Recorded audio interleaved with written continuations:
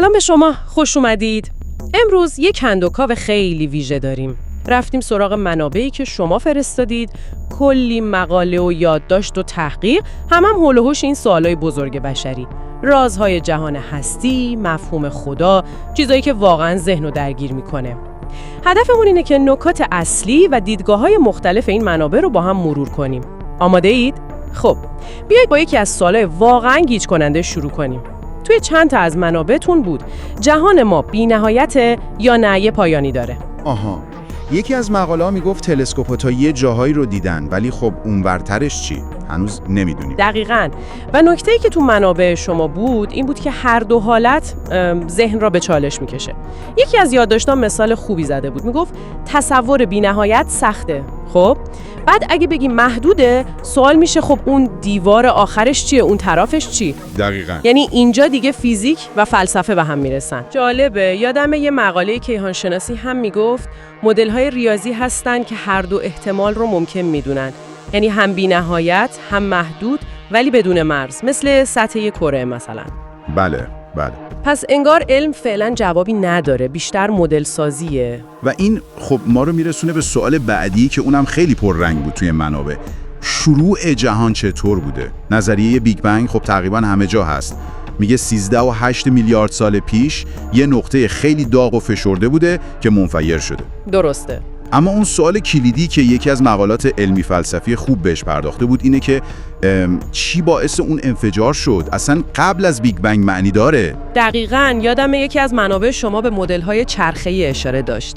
یعنی جهان‌ها هی به وجود میان، منبسط میشن، بعد دوباره جمع میشن و از نو. یه چرخه. آها. اینجوری بیگ بنگ میشه شروع این دوره از جهان، نه لزوماً اولین شروع. بله، و یه منبع دیگه هم بود که ایده چند جهانی رو مطرح می‌کرد که یعنی جهان ما شاید فقط یکی از کلی حباب کیهانی باشه. چه جالب. نکته مهمی که تقریباً همه این منابع بهش اشاره داشتن اینه که اینا هنوز نظریه‌های مرزی هن. یعنی علم هنوز خب خیلی کار داره تا به جواب قطعی برسه، ولی همین سوالاست که باعث پیشرفت میشه دیگه. خب حالا بریم سراغ نظم جهان. یکی از مقالات فیزیک که داشتیم در مورد تنظیم دقیق حرف میزد. یعنی اینکه این ثابت‌های فیزیکی مثلا قدرت جاذبه یا نیروی هسته‌ای یه جوری تنظیم شدن که حیات شکل گرفته. سوالش این بود که این همه هماهنگی یعنی شانسیه؟ دقیقاً همین بحثیه که عرض کنم یکی از منابع به نقل از پال دیویس مطرح کرده بود.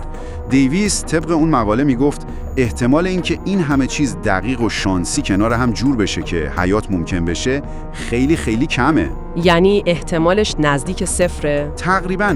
مثال جالبی زده بود تو مقاله. میگفت مثل اینه که یه چاپخونه منفجر بشه و تصادفاً یه فرهنگ لغت کامل درست بشه. این دیدگاه یه جورایی به یه نظم یا طراحی اشاره داره دیگه. البته خب دیدگاه مقابل هم بود. یکی دیگه از منابع میگفت شاید ما هنوز قوانین طبیعت رو کامل نمیشناسیم. شاید خود این قوانین یه جوری هستن که ذاتاً نظم و پیچیدگی ایجاد میکنن. صحیح. بدون اینکه طراح خارجی لازم باشه. بله. اصل آنتروپی هم همینو میگه تقریباً. آره، یا اینکه ما تو جهانی هستیم که اتفاقاً این شرایط رو داره. خلاصه هر دو دیدگاه با استدلال خودشون مطرح شده بودن توی منابع شما. و نهایتاً خب میرسیم به سوال وجود خدا که هم تو یادداشت‌های شخصی بود، هم مقالات فلسفی که فرستاده بودید. نکته‌ای که تقریباً همه روش توافق داشتن این بود: علم با روش تجربیش نه میتونه خدا رو ثابت کنه نه رد. چون قابل مشاهده و تکرار نیست توی آزمایشگاه. دقیقاً. علم دنبال توضیح چگونگی پدیده‌های طبیعی. خیلی جالب بود که یکی از مقاله‌ها به دیدگاه اینشتین اشاره کرده بود. البته نه به معنی یه خدای شخصی و مذهبی. نه، بیشتر یه حس شگفتی عمیق بود. آره، یه شگفتی در برابر این نظم و قوانین هوشمندانه کیهان. اون مقاله میگفت آینشتاین کلمه خدا رو بیشتر برای همین خرد کیهانی به کار می‌برده. بله، و این وصل میشه به یه نکته مهم دیگه توی منابع شما، اینکه علم و ایمان لزوما نباید با هم بجنگن. یکی از تحلیل‌ها میگفت اینا میتونن مثل دو تا پنجره باشن برای دیدن واقعیت. یکی چگونگی رو نشون میده، یکی چرایی و معنا رو. آره، میتونن مکمل هم باشن، نه رقیب. هر کدوم به یه سری سوال جواب میدن. خب پس اگه بخوایم یه جمع‌بندی کنیم از این کندوکاو توی منابع شما، به نظر میاد با سوالای طرفیم که شاید هیچ وقت جواب قطعی و نهایی براشون نداشته باشیم. حداقل با دانش امروزمون. از اندازه جهان بگیر تا شروعش، نظم و توش و مفهوم خدا. اما فکر میکنم نکته کلیدی که از همه اینا میشه گرفت اینه، شاید مهمتر از پیدا کردن جواب قطعی خود این سوال پرسیدن باشه، این مسیری که میریم برای پیدا کردن جواب. درسته. همین سوالاست که مرزهای دانش رو جابجا میکنه، ما رو به فکر میندازه که ما کجای این جهان بزرگ و عجیبیم و اینکه بپذیریم که همه چیز رو نمیدونیم، این خودش یه جور کشفه. و حالا نوبت شماست که این کندوکاو رو برای خودتون ادامه بدید. با توجه به چیزایی که گفتیم و منابعی که خودتون خوندید، کدوم ایده بیشتر با شما حرف میزنه؟ آیا نظم جهان به نظرتون نشونه یه طراحی هوشمنده یا نه قوانین طبیعی کافیان؟ یا شاید اصلاً مهمترین راز خود این سوالاست که تو ذهن ما وجود داره. با این فکرها شما را تنها میگذاریم